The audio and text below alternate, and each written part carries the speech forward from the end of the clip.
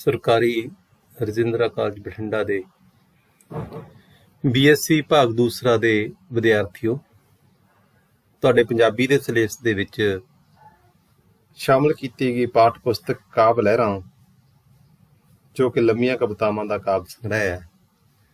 ਇਸ ਵਿੱਚ ਸ਼ਾਮਲ ਕੀਤੇ ਗਏ ਜਸਵੰਤ ਦੀ ਕਵਿਤਾ, ਉਹਦੇ ਬਾਰੇ ਆਪਾਂ ਅੱਜ ਚਰਚਾ ਕਰਾਂਗੇ। ਜਸਵੰਤ ਦੀ ਕਵਿਤਾ ਭਾਣਜੇ ਦੀ ਬਲੈਤ ਫੇਰੀ ਇਸ ਪਾਠ ਪੁਸਤਕ ਦੇ ਵਿੱਚ ਸ਼ਾਮਲ ਕੀਤੀ ਗਈ ਹੈ। ਆਪਾਂ ਜਸਵੰਤ ਦੀ ਜੀਵਨ ਵੇਰਵਾ, ਉਹਨਾਂ ਦੀ ਪੰਜਾਬੀ ਕਵਿਤਾ ਨੂੰ ਦੇਣ ਅਤੇ ਇਸ ਤੋਂ ਇਲਾਵਾ ਇਸ ਪਾਠ ਪੁਸਤਕ ਦੇ ਵਿੱਚ ਸ਼ਾਮਲ ਕੀਤੀ ਗਈ ਉਹਨਾਂ ਦੀ ਕਵਿਤਾ ਭਾਣਜੇ ਦੀ ਬਲੈਤ ਫੇਰੀ ਦੇ ਸਰਲ ਅਰਥ, ਵਿਸ਼ਾ ਵਸਤੂ, ਸਾਰ ਅਤੇ ਉਸ ਦੇ ਵਿਚਕਾਰ ਹੀ ਉਹਦੇ ਪਿਛਲੇ ਪਾਸੇ ਜੋ ਪ੍ਰਸ਼ਨ ਦਿੱਤੇ ਹੋਏ ਹਨ ਅੰਤ ਦੇ ਉੱਪਰ, ਉਹਨਾਂ ਦਾ ਵੀ ਆਪਾਂ ਜ਼ਿਕਰ ਕਰਾਂਗੇ। ਵਿਦਿਆਰਥੀਓ, ਜਸਵੰਤ ਦਾ ਜਨਮ 1954 ਈਸਵੀ ਨੂੰ ਹੋਇਆ। ਉਹ ਸਮਕਾਲੀ ਪੰਜਾਬੀ ਕਵਿਤਾ ਵਿੱਚ ਆਧੁਨਿਕ ਲਘੂ ਮਨੁੱਖ ਦੀਆਂ ਅਜਬ ਮਾਨਸਿਕ ਸਰੀਰਕ ਚਾਹਤਾਂ, ਦੋਹਰੇਪਨ, ਦੋਗਲੇਪਨ ਤੇ ਹੋਰ ਵਿਸੰਗਤੀਆਂ ਨੂੰ ਇੱਕ ਨਿੱਘਰ ਸਮਾਜਿਕ ਸੱਭਿਆਚਾਰਕ ਸੰਦਰਭ ਵਿੱਚ ਵਿਅੰਗ ਵਿਧੀ ਰਾਹੀਂ ਵਿਸਫੋਟਿਤ ਕਰਨ ਵਾਲਾ ਚਰਚਿਤ ਸ਼ਾਇਰ ਹੈ। ਇਹਦਾ ਭਾਵ ਕੀ ਹੈ ਕਿ ਉਹ ਵਰਤਮਾਨ ਯੁੱਗ ਦੇ ਵਿੱਚ ਜਿਉਂ ਰਹੇ ਮਨੁੱਖ ਦੇ ਥੂਰੇ ਕਿਰਦਾਰ, ਉਸ ਦੀਆਂ ਅੰਦਰੂਨੀ ਪਰਤਾਂ, ਜੋ ਕਿ ਮੁੱਖ ਦੇ ਉੱਪਰ ਕੁਛ ਹੋਰ ਹੁੰਦਾ ਹੈ, ਸੋਚਦਾ ਕੁਛ ਹੋਰ ਹੈ, ਕਹਿੰਦਾ ਕੁਛ ਹੋਰ ਹੈ, ਉਸ ਕਈ ਪਰਤਾਂ ਵਾਲੀ ਮਨੁੱਖ ਨੂੰ ਵਿਅੰਗ ਵਿਧੀ ਰਾਹੀਂ ਆਪਣੀ ਕਵਿਤਾ ਦੇ ਵਿੱਚ ਪੇਸ਼ ਕੀਤਾ ਹੈ। ਉਸ ਦਾ ਜਨਮ 11 ਮਾਰਚ 1954 ਈਸਵੀ ਨੂੰ ਕਸਬਾ ਸ਼ਾਹਕੋਟ, ਜ਼ਿਲ੍ਹਾ ਜਲੰਧਰ ਵਿਖੇ ਸਰਦਾਰ ਪਿਆਰਾ ਸਿੰਘ ਦੇ ਘਰ ਹੋਇਆ। ਸ਼ਾਹਕੋਟ ਤੋਂ ਹੀ ਉਹਨਾਂ ਨੇ ਹਾਇਰ ਸੈਕੰਡਰੀ ਦੀ ਵਿੱਦਿਆ ਹਾਸਲ ਕੀਤੀ ਔਰ ਉਸ ਤੋਂ ਬਾਅਦ ਗੁਰੂ ਨਾਨਕ ਨੈਸ਼ਨਲ ਕਾਲਜ ਨਕੋਦਰ ਤੋਂ BA, ਪੰਜਾਬੀ ਵਿਭਾਗ, ਪੰਜਾਬੀ ਯੂਨੀਵਰਸਿਟੀ ਪਟਿਆਲਾ ਤੋਂ MA ਤੇ MPhil ਪੰਜਾਬੀ ਅਤੇ ਗੁਰੂ ਨਾਨਕ ਦੇਵ ਯੂਨੀਵਰਸਿਟੀ ਅੰਮ੍ਰਿਤਸਰ ਤੋਂ PhD ਦੀ ਡਿਗਰੀ ਪ੍ਰਾਪਤ ਕੀਤੀ। ਇਸੇ ਲਈ ਉਹਨਾਂ ਨੂੰ ਡਾਕਟਰ, ਉਹਨਾਂ ਦੇ ਨਾਂ ਨਾਲ ਲੱਗਦਾ, ਡਾਕਟਰ ਜਸਵੰਤ ਕਿਹਾ ਜਾਂਦਾ ਉਹਨਾਂ ਨੂੰ। ਵਿਦਿਆਰਥੀਓ, ਉਹਨਾਂ ਨੇ ਜਿਹੜੇ ਜੀਵਨ ਦੇ ਵਿੱਚ ਕੰਮ ਕੀਤੇ, ਉਹ ਡਾਇਰੈਕਟਰ ਦੂਰਦਰਸ਼ਨ ਕੇਂਦਰ ਤੋਂ ਸੇਵਾ ਮੁਕਤ ਹੋ ਕੇ ਅੱਜ ਕੱਲ੍ਹ ਸਾਹਿਤ ਸਿਰਜਣਾ ਦੇ ਫਿਲਮਕਾਰੀ ਵਿੱਚ ਮਸ਼ਰੂਫ ਹਨ। ਉਹਨਾਂ ਨੇ ਪ੍ਰਸਿੱਧ ਪੰਜਾਬੀ ਲੇਖਕਾਂ ਦੇ ਜੀਵਨ ਅਤੇ ਰਚਨਾਵਾਂ ਉੱਤੇ TV ਵਾਸਤੇ 50 ਤੋਂ ਵੱਧ ਡਾਕੂਮੈਂਟਰੀ ਫਿਲਮਾਂ ਤਿਆਰ ਕੀਤੀਆਂ ਨੇ। ਹੁਣ ਤੱਕ ਉਸਦੇ 5 ਕਾਵਿ ਸੰਗ੍ਰਹਿ, ਇੱਕ ਕਹਾਣੀ ਸੰਗ੍ਰਹਿ ਤੇ 2 ਵਾਰਤਕ ਪੁਸਤਕਾਂ ਛਪ ਚੁੱਕੀਆਂ ਨੇ। ਬੱਚੇ ਤੋਂ ਡਰਦੀ ਕਵਿਤਾ ਉਹਨਾਂ ਦੀ ਪਹਿਲੀ 1984 ਵਿੱਚ ਛਪੀ। ਅਚਨਚੇਤ 1990 ਈਸਵੀ ਵਿੱਚ, ਆਵਾਜ਼ ਆਏਗੀ ਅਜੇ 1996 ਈਸਵੀ ਵਿੱਚ, ਘੁੰਡੀ 2000 ਈਸਵੀ ਤੇ ਕਮੰਡਲ 2004 ਈਸਵੀ ਦੇ ਵਿੱਚ ਉਹਨਾਂ ਦੀਆਂ ਜਿਹੜੀਆਂ ਕਾਵਿ ਪੁਸਤਕਾਂ ਛਪੀਆਂ। ਇੱਕ ਲੱਪ ਯਾਦਾਂ ਦੀ 1970 ਈਸਵੀ ਕਹਾਣੀ ਸੰਗ੍ਰਹਿ ਅਤੇ ਧਰਤੀ ਹੋਰ ਪਰੇ 2008 ਈਸਵੀ ਸੱਚੋ ਸੱਚ ਦੱਸ ਦੇ ਜੋਗੀ ਵਾਰਤਕ ਦੀ ਪੁਸਤਕ ਹੈਗੀ ਆ ਉਹਨਾਂ ਦੀ, ਜੋ ਕਿ ਉਹਨਾਂ ਨੇ ਪੰਜਾਬੀ ਸਾਹਿਤ ਨੂੰ ਦਿੱਤੀ, ਛਪਵਾਈ। ਉਹਨਾਂ ਦੇ 4 ਪੁਸਤਕਾਂ ਦਾ ਅਨੁਵਾਦ, ਉਹਨਾਂ ਨੇ ਜਿਹੜੇ 4 ਪੁਸਤਕਾਂ ਸੀਗੀਆਂ ਉਹਨਾਂ ਦਾ ਅਨੁਵਾਦ ਕੀਤਾ। ਇਹ ਕਮੰਡਲ ਪੁਸਤਕ ਉੱਪਰ ਉਹਨਾਂ ਨੂੰ ਸਾਹਿਤ ਅਕਾਦਮੀ ਦਾ ਇਨਾਮ ਮਿਲਿਆ 2007 ਈਸਵੀ ਦੇ ਵਿੱਚ। ਤੁਹਾਨੂੰ ਪਹਿਲਾਂ ਵੀ ਦੱਸਿਆ ਸੀ, ਸਾਹਿਤ ਅਕਾਦਮੀ ਦਾ ਇਨਾਮ ਭਾਰਤ ਸਰਕਾਰ ਵੱਲੋਂ ਦਿੱਤਾ ਜਾਂਦਾ ਹੈ। ਕਿਸੇ ਵੀ ਭਾਸ਼ਾ ਦੀ ਸਰਵੋਤਮ ਪੁਸਤਕ ਚੁਣੀ ਜਾਂਦੀ ਹੈ ਉਸ ਸਾਲ ਦੀ, ਜਿਸ ਸਾਲ ਉਹਨੂੰ ਇਨਾਮ ਦਿੱਤਾ ਜਾਂਦਾ ਹੈ। ਵੱਖ-ਵੱਖ ਭਾਸ਼ਾਵਾਂ ਦੇ ਵਿੱਚ ਇਹ ਇਨਾਮ ਦਿੱਤੇ ਜਾਂਦੇ ਨੇ। ਹੋਰ ਇਨਾਮਾਂ ਤੇ ਸਨਮਾਨਾਂ ਤੋਂ ਇਲਾਵਾ ਭਾਸ਼ਾ ਵਿਭਾਗ ਪੰਜਾਬ ਦਾ ਸ਼੍ਰੋਮਣੀ ਪੰਜਾਬੀ ਕਵੀ ਪੁਰਸਕਾਰ ਵੀ ਉਹਨਾਂ ਨੂੰ ਮਿਲ ਚੁੱਕਾ ਹੈ। ਜਸਵੰਤ ਦੀ ਸ਼ਾਇਰੀ ਵਾਸਤਵ ਵਿੱਚ, ਅਸਲ ਦੇ ਵਿੱਚ ਨਾ, ਉਹਨਾਂ ਜਿਹੜੀ ਸ਼ਾਇਰੀ ਹੈ, ਕਵਿਤਾ ਹੈ, ਉਹਦੇ ਵਿੱਚ ਸਵੇ ਹੋਣ ਦੀ ਪ੍ਰਮਾਣਿਕ ਸੋਝੀ ਦਾ ਤਲਾਸ਼ ਅਤੇ ਦੰਭਪੂਰਨ ਹੋਣ ਤੇ ਵਿਅੰਗ ਦੀ ਸ਼ਾਇਰੀ ਹੈ। ਇਸ ਪ੍ਰਮਾਣਿਕ ਸੋਝੀ ਦਾ ਮੁੱਖ ਸਰੋਕਾਰ ਜਿਉਂਦੇ ਜਾਗਦੇ ਯਥਾਰਥ ਅਤੇ ਸੱਚ ਦੇ ਦਿਖਦੇ ਅਣਦਿਖਦੇ ਧਰਾਤਲ ਦਾ ਪਰਸਪਰ ਰਗੜ ਭੇੜ ਅਤੇ ਇਸ ਰਗੜ ਭੇੜ ਤੋਂ ਉਤਪੰਨ ਮੂਲ ਤਰਕ ਦੀ ਰਿੜਕ ਜਾਂ ਕਸ਼ੀਦਗੀ ਹੈ। ਉਹਦੀ ਕਵਿਤਾ ਦੇ ਵਿੱਚ ਇਹ ਸਾਰੇ ਗੁਣ ਮਿਲਦੇ ਹੈ। ਉਸ ਦੀ ਕਾਵਿ ਵਿਧੀ ਵਿੱਚ ਅਚਾਨਕ ਇੱਕ ਤਿੱਖਾ ਝਟਕਾ, ਇੱਕ ਅਣਕਿਆਸਾ ਮੋੜ ਸਮੁੱਚੇ ਉਸਰ ਰਹੇ ਕਾਵਿਕ ਪੈਟਰਨ ਨੂੰ ਮੂਲੋਂ ਨਵੀਂ ਨੁਹਾਰ ਦੇ ਜਾਂਦਾ ਹੈ। ਇਹ ਝਟਕਾ, ਇਹ ਮਰੋੜਾ ਦੀਦ ਕਾਵਿ ਵਿੱਚ ਵਕਰੋਕਤੀ ਵਿਧੀ ਦਾ ਪ੍ਰਮਾਣ ਹੈ। ਵਕਰੋਕਤੀ ਹੁੰਦਾ ਕਿ ਗੱਲ ਨੂੰ ਟੇਢੇ ਢੰਗ ਨਾਲ ਕਹਿਣਾ। ਕਵਿਤਾ ਦੇ ਵਿੱਚ ਜਦੋਂ ਗੱਲ ਕੀਤੀ ਜਾਂਦੀ ਹੈ ਉਹ ਕਦੇ ਵੀ ਸਿੱਧੇ ਢੰਗ ਨਾਲ ਨਹੀਂ ਕੀਤੀ ਜਾਂਦੀ, ਉਹਦੇ ਵਿੱਚ ਇੱਕ ਵਿਅੰਗ ਹੁੰਦਾ ਹੈ, ਉਹਨੂੰ ਵਕਰੋਕਤੀ ਕਿਹਾ ਜਾਂਦਾ ਹੈ। ਸ਼ਬਦਾਂ ਦੀ ਅਜਿਹੀ ਖੇਡ ਚਲਾਕੀ ਆਮ ਪੰਜਾਬੀ ਕਾਵਿ ਵਿੱਚ ਬਹੁਤ ਘੱਟ ਹਾਜ਼ਰ ਹੈ। ਉਹ ਨਜ਼ਮ ਨੂੰ ਸਵਾਲੀਆ ਫਿਕਰੀਆਂ ਨਾਲ ਉਸਾਰਦਾ ਹੋਇਆ ਅੱਡੋ ਅੱਡ ਪ੍ਰਸੰਗਾਂ ਵਿੱਚ ਸ਼ੰਕੇ ਨੂੰ ਸੰਦੇਹ ਮੂਲਕਤਾ ਨੂੰ ਇਉਂ ਗੁੰਦਦਾ ਹੈ ਕਿ ਕਾਵਿਕ ਵਿਉਂਤ ਵਿੱਚੋਂ ਇੱਕ ਭਾਵੀ ਸਰਲ ਸਤੀ ਅਰਥਾਂ ਦੀ ਗੁੰਜਾਇਸ਼ ਸਹਿਜ ਭਾਵ ਮਨਫੀ ਹੁੰਦੀ ਜਾਂਦੀ ਹੈ ਅਤੇ ਅਰਥ ਵਿਸਥਾਰ ਅਤੇ ਬਹੁ ਅਰਥਕਤਾ ਦੀਆਂ ਪਰਤਾਂ ਖੁੱਲਦੀਆਂ ਜਾਂਦੀਆਂ ਹਨ। ਉਹ ਮਨੁੱਖੀ ਜੀਵਨ ਪੈਟਰਨ ਦੇ ਅਜਿਹੇ ਜੁੜਵੇਂ ਵਿਰੋਧੀ ਜੁੱਟ ਉਸਾਰਦਾ ਹੈ ਜੋ ਉਸਦੇ ਇਸ ਅੰਤਰਸਾਰ ਨੂੰ ਸੰਚਾਰਨ ਦੀ ਸਮਰੱਥਾ ਨੂੰ ਸੋਹਜ ਵੀ ਬਖਸ਼ਦੇ ਹਨ ਅਤੇ ਗਹਿਰਾਈ ਤੇ ਵਿਸ਼ਾਲਤਾ ਵੀ। ਚੁੱਪ, ਖਾਮੋਸ਼ੀ, ਚੀਕ, ਉਡੀਕ, ਥਕਾਨ, ਅਡੋਲ ਟੇਢਾ, ਰੂਹ, ਜਿਸਮ, ਬੰਦਾ, ਔਰਤ, ਵੀਵੀ, ਇਕੱਲਤਾ, ਭੀੜ ਇਸੇ ਕਾਵਿ ਪੈਰਾਡਾਈਮ ਦੇ ਮੂਲ ਵਿਰੋਧੀ ਜੁੱਟ ਹਨ। ਉਸਦੀ ਕਾਵਿ ਸੰਚਾਰ ਦੀਆਂ ਦੋ ਮੂਲ ਜੁਗਤਾਂ ਦ੍ਰਿਸ਼ ਮੂਲਕਤਾ ਅਤੇ ਮੈਲਕਤਾ ਹਨ। ਜਿਹੜਾ ਉਹਦੀ ਕਵਿਤਾ ਦੇ ਵਿੱਚ ਹੈ ਨਾ, ਉਹਨਾਂ ਦੀ ਕਵਿਤਾ ਦੇ ਵਿੱਚ ਜਦੋਂ ਇੱਕ ਚੀਜ਼ ਸਾਹਮਣੇ ਆਉਂਦੀ ਹੈ ਉਹ ਏਦਾਂ ਲੱਗਦਾ ਕਿ ਜਿਵੇਂ ਸਾਹਮਣੇ ਕੋਈ ਘਟਨਾ ਵਾਪਰ ਰਹੀ ਹੋਵੇ। ਦ੍ਰਿਸ਼ ਸਾਹਮਣੇ ਪੇਸ਼ ਕਰ ਦਿੰਦੇ ਉਹ ਆਪਣੀ ਕਵਿਤਾ ਦੇ ਵਿੱਚ। ਇਹਨਾਂ ਦਾ ਉਸਦੀ ਸ਼ਾਇਰੀ ਵਿੱਚ ਸੁੰਦਰ ਸੁਮੇਲ ਹੈ। ਅਜੋਕੀ ਯੁੱਗ ਸੰਵੇਦਨਾ ਦੇ ਅਸ਼ੋਲ ਅਲੋਕਾਰ ਤੇ ਵਰਜਿਤ ਪਰ ਮਾਨੇ ਖੇਜ਼ ਮਸਲਿਆਂ ਸਰੋਕਾਰਾਂ ਨੂੰ ਨਵੇਂ ਵਿਅੰਗ ਮੂਲਕ ਮੁਹਾਵਰੇ ਵਿੱਚ ਜ਼ੁਬਾਨ ਦੇਣੀ ਦੀਦ ਦਾ ਹਾਸਲ ਹੈ। ਇਹ ਉਹਨਾਂ ਦੀ ਪ੍ਰਾਪਤੀ ਹੈ ਕਿ ਵਰਤਮਾਨ ਯੁੱਗ ਦੇ ਵਿੱਚ ਜਿਹੜੀ ਸੰਵੇਦਨਾ ਹੈਗੀ ਹੈ, ਜਿਹੜੇ ਘਟਨਾਵਾਂ ਵਾਪਰ ਰਹੀਆਂ ਹਨ, ਉਹਨਾਂ ਨੂੰ ਨਵੇਂ ਅਰਥਾਂ ਦੇ ਵਿੱਚ ਪੰਜਾਬੀ ਸਾਹਿਤ ਦੇ ਵਿੱਚ ਪੇਸ਼ ਕਰਨ ਵਾਲਾ, ਨਵੇਂ ਮੁਹਾਵਰੇ ਦੇ ਵਿੱਚ ਪੇਸ਼ ਕਰਨ ਵਾਲਾ ਦੀਦ ਇੱਕ ਅਜਿਹੀ ਪ੍ਰਾਪਤੀ ਕਰਨ ਵਾਲਾ ਸ਼ਾਇਰ ਹੈ ਜੋ ਪੰਜਾਬੀ ਸ਼ਾਇਰਾਂ ਦੇ ਹਿੱਸੇ ਦੇ ਵਿੱਚ ਨਹੀਂ ਆਈ। ਇਹ ਗੱਲ ਹੋਰਾਂ ਦੇ ਵਿੱਚ ਉਹਦੀ ਜਿਹੜੀ ਕਵਿਤਾ ਭਾਣਜੇ ਦੀ ਬਲੈਤ ਫੇਰੀ, ਇਹਦੇ ਬਾਰੇ ਆਪਾਂ ਹੁਣ ਦੇਖਦੇ ਹਾਂ, ਚਰਚਾ ਕਰਦੇ ਹਾਂ ਕਿ ਕੀ ਕਹਿਣਾ ਚਾਹੁੰਦਾ ਹੈ। ਭਾਣਜੇ ਦੀ ਬਲੈਤ ਫੇਰੀ ਕਵਿਤਾ ਵਿੱਚ ਇੰਡੀਆ ਨਰਕ ਹੈ ਦੇ ਵਿਅੰਗਾਤਮਕ ਰੂਪਕ ਰਾਹੀਂ ਕਵੀ ਪ੍ਰਵਾਸੀਆਂ NRI ਦੀ ਮਹਿਫਲ ਵਿੱਚ ਉਹਨਾਂ ਨਾਲ ਇੱਕ ਟੇਢਾ ਸੰਵਾਦ ਰਚਨਾਉਂਦਾ ਹੈ।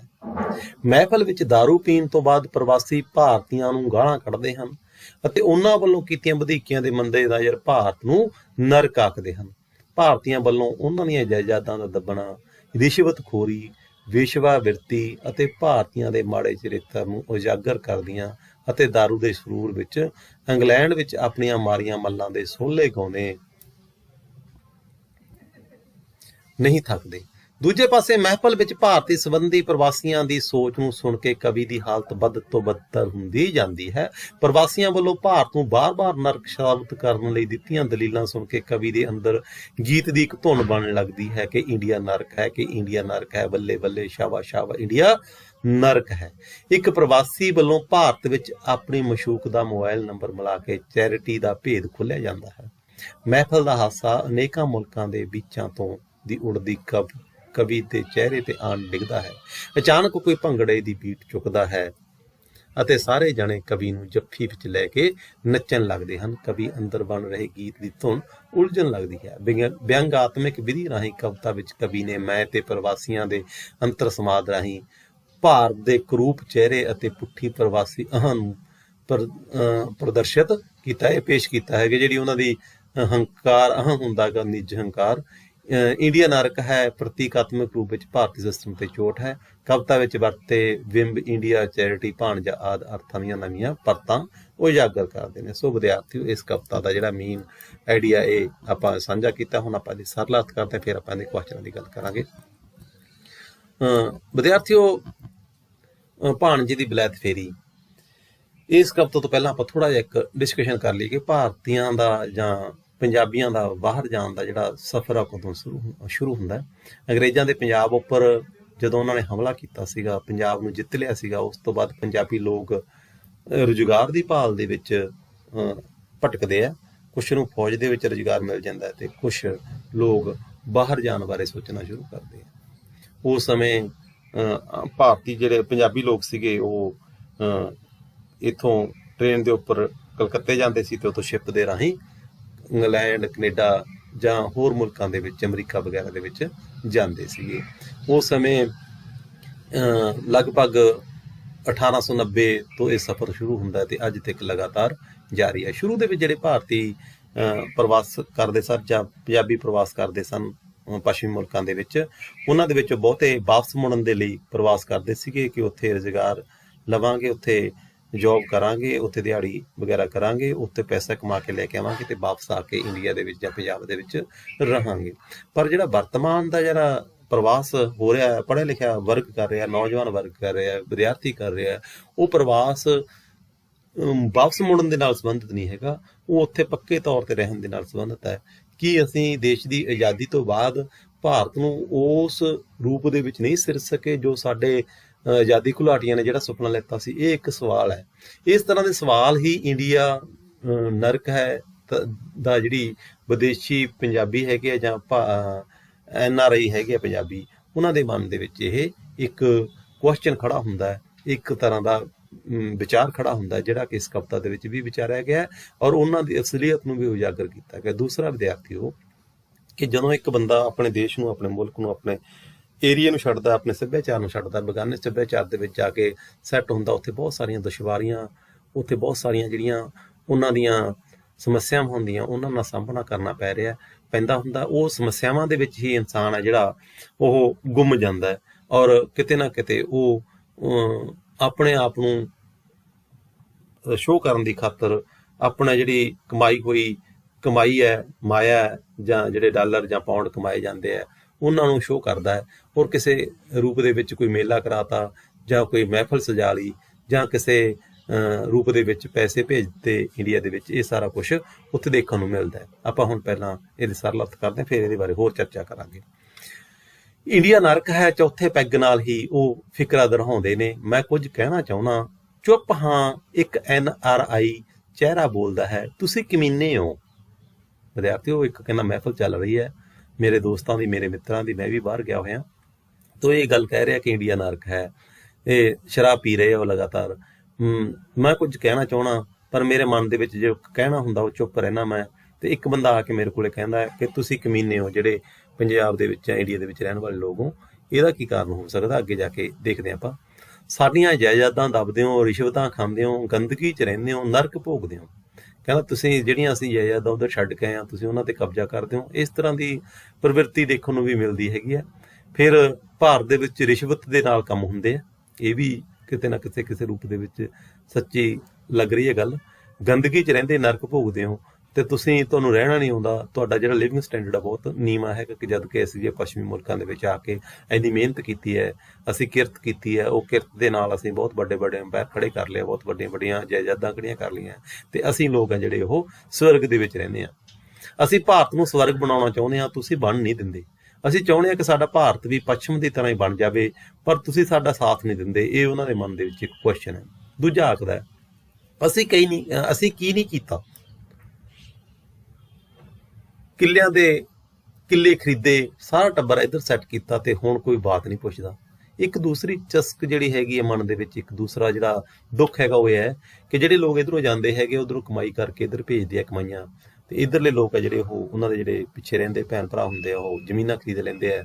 ਜ਼ਮੀਨਾਂ ਖਰੀਦਣ ਤੋਂ ਬਾਅਦ ਆਪਣੇ ਉਹ ਭੈਣ ਭਰਾਵਾਂ ਨੂੰ ਹੀ ਭੁੱਲ ਜਾਂਦੇ ਜਿਨ੍ਹਾਂ ਨੇ ਕਮਾਈ ਕਰਕੇ ਇੱਧਰ ਭੇਜੀ ਹੁੰਦੀ ਹੈ। ਇਹ ਵੀ ਇੱਕ ਉਹਨਾਂ ਦੇ ਮਨ ਦੇ ਵਿੱਚ ਇੱਕ ਚਸਕ ਹੈਗੀ ਹੈ, ਇੱਕ ਤਰ੍ਹਾਂ ਦਾ ਦੁੱਖ ਹੈਗਾ ਜਿਹੜਾ ਉਹ ਇੱਥੇ ਇਸ ਕਵਿਤਾ ਦੇ ਵਿੱਚ ਸਾਂਝਾ ਕਰਦੇ ਆ। ਇਹ ਵੀ ਸੱਚ ਹੈ ਕਿਸੇ ਹਾਲਤ ਦੇ ਵਿੱਚ।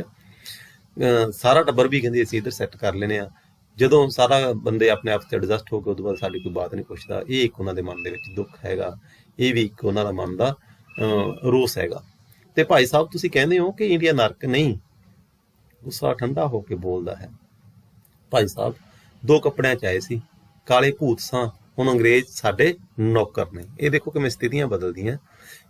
ਸਾਡੇ ਲੋਕਾਂ ਨੇ ਜਾ ਕੇ ਉੱਥੇ ਬਹੁਤ ਮਿਹਨਤ ਕੀਤੀ, ਕੋਈ ਦੋ ਰਾਏ ਨਹੀਂ, ਬਹੁਤ ਮਿਹਨਤ ਕੀਤੀ।